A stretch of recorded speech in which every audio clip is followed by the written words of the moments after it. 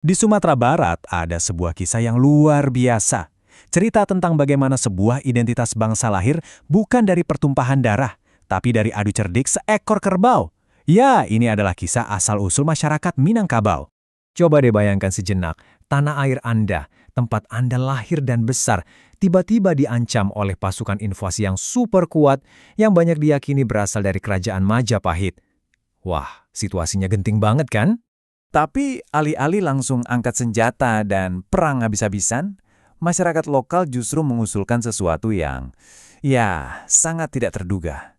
Sebuah duel simbolis, bukan antar manusia, tapi antara dua ekor kerbau. Nah, disinilah kejeniusannya. Strategi cerdas ini bukan cuma menyelamatkan mereka dari peperangan, tapi juga menjadi cikal bakal sebuah nama dan identitas yang kokoh hingga hari ini. Oke, untuk memahami semua ini, kita harus mulai dari akarnya. Setiap budaya pasti punya cerita asal-usulnya kan? Nah, bagi masyarakat Minangkabau, kisah itu terangkum dalam apa yang mereka sebut tambo. Jadi, tambo itu semacam sejarah lisan sekaligus tulisan mereka. Isinya campuran antara mitos, legenda, dan juga fakta sejarah yang diwariskan dari satu generasi ke generasi berikutnya.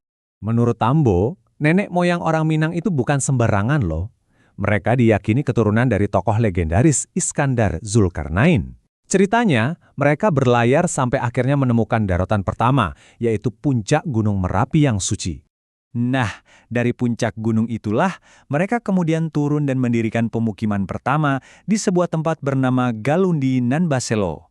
Di sana, mereka membangun situs-situs suci, salah satunya Parumahan, yang dipercaya sebagai rumah pertama mereka. Di tempat itu juga mereka membuat sawah pertama hanya dari sebatang benih dan juga meletakkan sebuah batu komunal untuk makan bersama. Ini jadi simbol persatuan dan awal mula kehidupan mereka. Keren banget ya filosofinya. Tapi, tunggu dulu. Walaupun legenda ini punya makna budaya yang dalam banget, analisis modern menunjukkan kalau sebagian besar isinya itu lebih banyak mitos daripada catatan sejarah yang bisa diverifikasi. Nah, ini jadi pertanyaan yang menarik banget kan? Kalau legenda itu bukan sejarah harfiah, lantas apa kata arkeologi dan catatan-catatan sejarah tentang asal-usul orang Minang yang sebenarnya? Oke, sekarang kita geser sedikit dari dunia mitos. Mari kita lihat bukti-bukti yang lebih nyata, yang ditinggalkan dalam bentuk batu, prasasti, dan naskah-naskah kuno. Jadi, jejak sejarahnya itu panjang banget. Mulai dari ribuan tahun lalu dengan adanya budaya megalitikum, terus ada prasasti dari abad ke-7 yang menyebut tempat bernama Minangga, dan ada juga teori tentang gelombang migrasi besar dari daratan Asia. Pelan-pelan, gambaran aslinya mulai terbentuk. Nah, dari pemukiman-pemukiman awal ini, lama-kelamaan mereka menyatu dan membentuk sebuah kerajaan yang kuat, tepat di jantung dunia Minangkabau. Jantung wilayah Minangkabau ini, atau yang biasa disebut Darek, itu terdiri dari 3 daerah inti. Nah, 3 daerah inilah yang dikenal sebagai Luhak Nantigo, tempat lahirnya peradaban mereka. Dan dari sinilah, pada abad ke-14 muncul kerajaan Pagaruyung yang bercorak Hindu-Buddha. Rajanya yang terkenal adalah Adityawarman, seorang tokoh yang punya koneksi sampai ke Singasari dan Majapahit. Tapi, cerita tidak berhenti di situ. Kerajaan ini dan juga seluruh kebudayaannya akan mengalami sebuah perubahan yang super besar dengan datangnya sebuah keyakinan baru.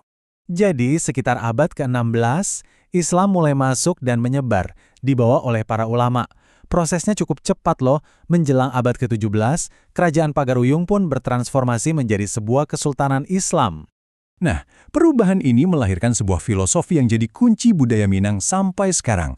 Adat Basandi Syara, Syara Basandi Kitabullah. Intinya, ini adalah perpaduan unik antara adat istiadat lokal dengan hukum Islam. Dua hal ini berjalan beriringan.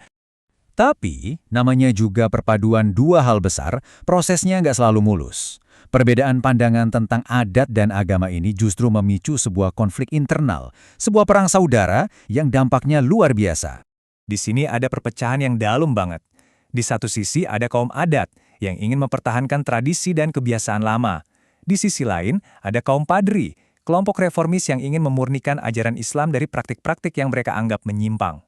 Perang saudara ini sayangnya bikin kerajaan jadi lemah. Situasi ini dimanfaatkan oleh Belanda. Mereka masuk, awalnya seolah-olah membantu kaum adat, tapi ujung-ujungnya mereka justru mengambil alih kekuasaan dan mengakhiri riwayat Kesultanan Pagaruyung yang sudah berdiri berabad-abad. Tapi, begini, runtuhnya sebuah kerajaan ternyata bukan berarti akhir dari sebuah budaya. Semangat Minangkabau terbukti jauh lebih tangguh dari itu. Dan buktinya ada sampai sekarang. Semangat itu terus hidup, misalnya lewat sistem matrilineal mereka yang sangat unik, di mana garis keturunan diambil dari ibu, juga lewat tradisi merantau yang terkenal itu. Dan tentu saja, lewat legenda si kerbau pemenang yang diabadikan dalam bentuk atap rumah gadang yang megah. Jadi, ini meninggalkan sebuah pemikiran yang menarik buat kita semua. Apa sih yang bisa kita petik dari kisah orang Minangkabau? Mungkin tentang kekuatan akal yang bisa mengalahkan kekuatan fisik, tentang kemampuan beradaptasi, dan tentang betapa kuatnya sebuah cerita dalam membentuk siapa kita.